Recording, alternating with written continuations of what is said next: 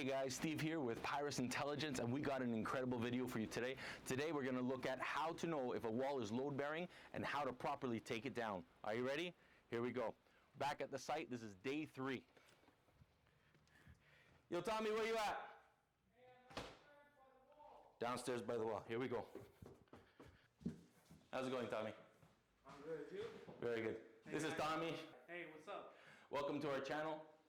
Once again, just before we get into this video, don't forget to hit like, subscribe, and share this video. You know there are many people out there that are taking down walls and they don't have the proper instruction or tools. And today is the day that we fix that. Are you ready? Here we go. This wall over here behind us, like any other wall, it could be in any one of our houses. But how do we know if we could take down this wall? I want to show you one of the keys on this wall. You see that little check right there in the wall? Let's get up close and look at it. This little check should not be there. Typically, a wall goes from the wall to the ceiling. But this check tells me one of two things. One, that there's a beam, or number 2, that there's an air duct in there. But how do I know there's no air duct? Because in this house, we have baseboard heaters. And when you typically have baseboard heaters, it normally means there's no forced air in the house. So, in this house, we're going to start taking down this wall. But before we do, we're just going to open it up. Now, you got time for a story? I love stories. My first job as a contractor years ago, I did some bonehead move. I was trying to be all gung-ho, Crocodile Dundee, chop it down, get in, get out. If you're going to build the right way. I took a Sawzall. For those of you that don't know, a Sawzall, it looks kind of like, and it has a long blade on it, and it goes back and forth really fast with many teeth. I figured, let me go straight into the drywall through that and just cut straight down. Yeah, that's right. Many of you are going, oh, exactly. I went straight in. My first cut was about 10 inches long. I went straight through the wires of the doorbell of 24 condos because it was a condo building. Yeah. And on those wires, there wasn't enough loose for us to be able to repair it. Lesson learned. Don't do any bonehead mistakes.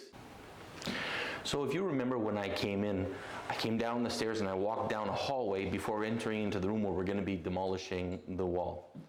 I want to point out to you a few other ways that you can have a good indication if a wall is load bearing. Now, I'm going to show you this wall in this basement that goes from one end of the house all the way to the other, basically cutting the house in two.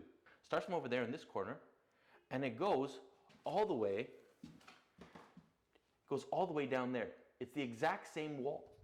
Now, when you have a wall like that in the basement, there's a very good chance that that wall is carrying a weight on top of it.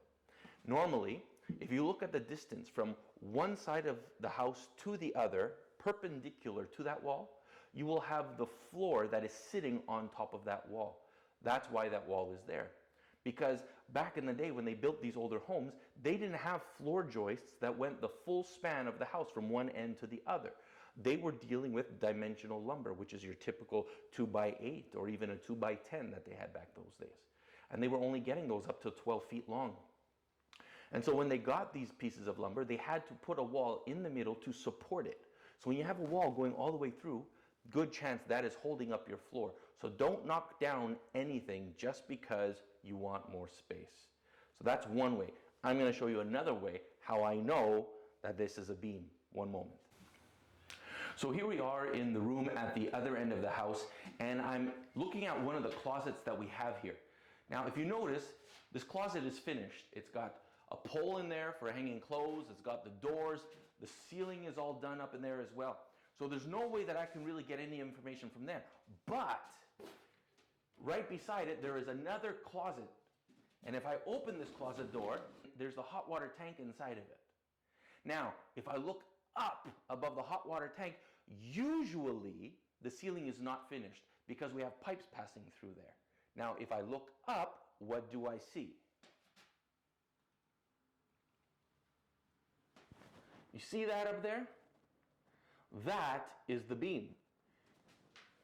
And right above it, that is the floor joist.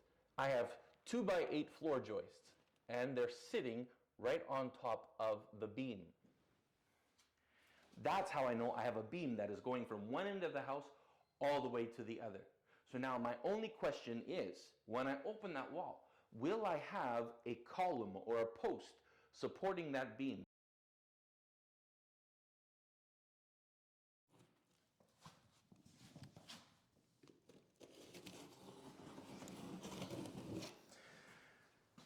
Just a tip, when you're working in a room, leave the door open. You never know who's going to come barging through the door, and you don't want to get hit or have some paint knocked over or something. So leave the door open. Also better for air circulation.